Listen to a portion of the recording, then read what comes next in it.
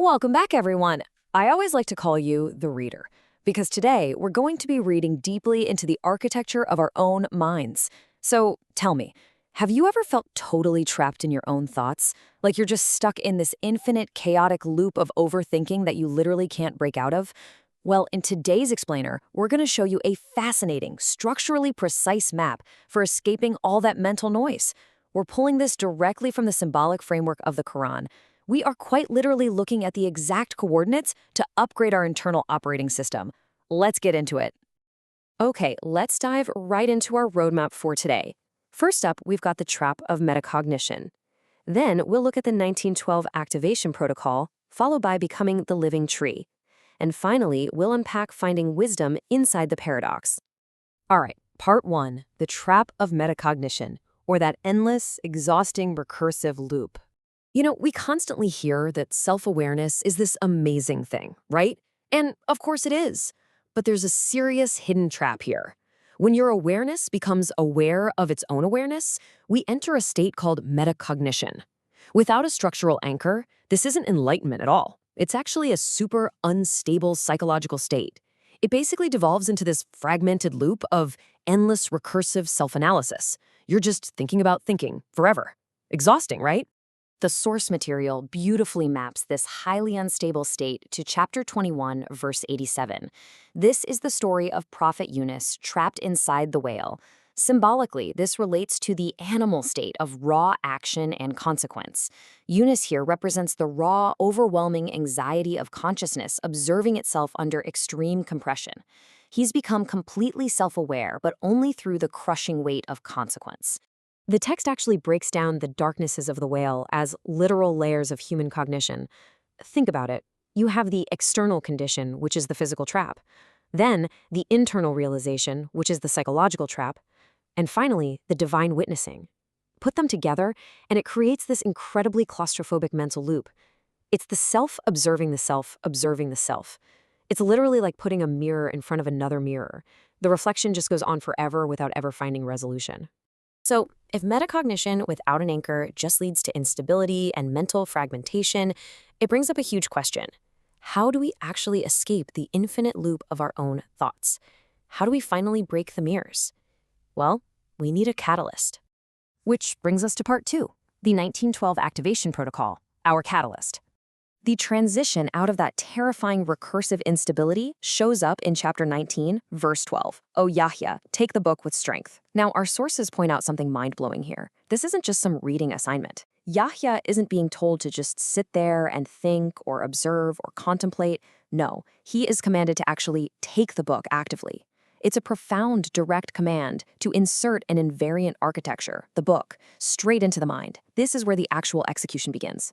By actively gripping the book, we completely interrupt those infinite mental loops. The sources identify that this verse actually provides 5 specific stabilizing operators to our consciousness: direction, structure, command, firmness, and inheritance. So instead of drifting endlessly in self-analysis, your mind is suddenly given an absolute, unshakable grounding anchor. So the absolutely crucial point here is that metacognition desperately needs this strong psychological anchor to stop us from mentally fragmenting. Take the book is an executable command. It takes all that chaotic, looping awareness and transforms it into aligned traversal. You aren't just passively observing the noise anymore. You're executing a highly structured path right through it. Let's move to part 3, becoming the living tree, and the structural transformation that happens next. The sources use 2 incredible structural symbols to explain this. First, think of the mountain from verse 7:143. The mountain represents rigid singularity. It can only hold one single orientation, and because of that rigidity, it literally shatters and collapses under divine pressure. But then look at the tree from verse 14:24, which represents light and command. The tree is all about living, recursive flexibility. It bends without breaking. It actually survives the exact same pressure because it's fundamentally built to handle opposing forces. The Quran describes this good tree perfectly, saying, its root is firm and its branch is in the sky. This visually stunning verse maps out the exact psychological goal we're aiming for. Just think about it. The tree somehow manages to remain one unified, completely stable organism, even while it's being pulled in 2 totally opposite directions at the exact same time. Notice how this builds both mathematically and physically. A tree brilliantly pulls off two opposite motions at once. Its roots experience gravitropism, pulling downward deep into the earth. Meanwhile, its branches experience phototropism, reaching way up toward the light. Downward descent and upward ascent. And yet, no way, the tree doesn't split in half. It integrates both of those vectors flawlessly. And that brings us to part 4, wisdom inside the paradox, the true definition of hikmah. We really need to redefine wisdom here. Wisdom isn't just about reading a bunch of books and accumulating facts. According to this framework, wisdom, or hikmah, is the structural capacity to remain integrated and stable while simultaneously holding opposing truths, all without fragmenting. It's about finding stable alignment right inside of life's daily contradictions. It's the rare ability to hold grief and certainty, motion and surrender, light and form all at once. The Quran states this beautifully in 2269. Whoever is given wisdom has certainly been given abundant good. If we connect this back to everything we've talked about, this abundant good isn't money or material wealth. It is the profound peace of mind and psychological stability that comes directly from executing the 1912 protocol and becoming the tree. It is the ultimate end of the chaotic overthinking loop. Honestly, alhamdulillah for the wisdom of 2269. Look at how perfectly this entire map comes together. We can literally walk through the exact structural steps of upgrading our internal operating system. Step 1, we start with Yunus in the whale, awareness under darkness, the exhausting anxiety of metacognition. Step 2, we activate the catalyst, taking the book with strength, actively anchoring the mind. And step 3, we finally arrive at stabilized wisdom, the flexible, unbroken stability of the tree. And this right here is the ultimate aha moment of this whole explainer.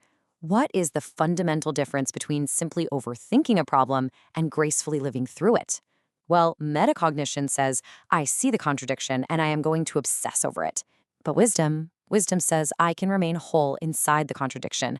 I am absolutely unbothered by it. You don't just coexist with the paradox, you live in it, comfortably. So why does all of this matter for you, the reader? It matters because just reflecting on your problems is never enough.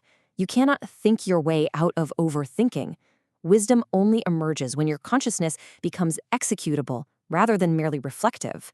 We have to actively plant our anchor, the book, into ourselves to silence the noise, stabilize our dual vectors, and truly become the living tree of light. Which leaves us with one final thought to chew on. You now have the complete structural map. You know exactly how to move from the darkness of infinite mental loops to the brilliant integrated stability of the tree. You know the protocol. So the only question left is this. When are you going to stop passively observing your life and actually activate 1912?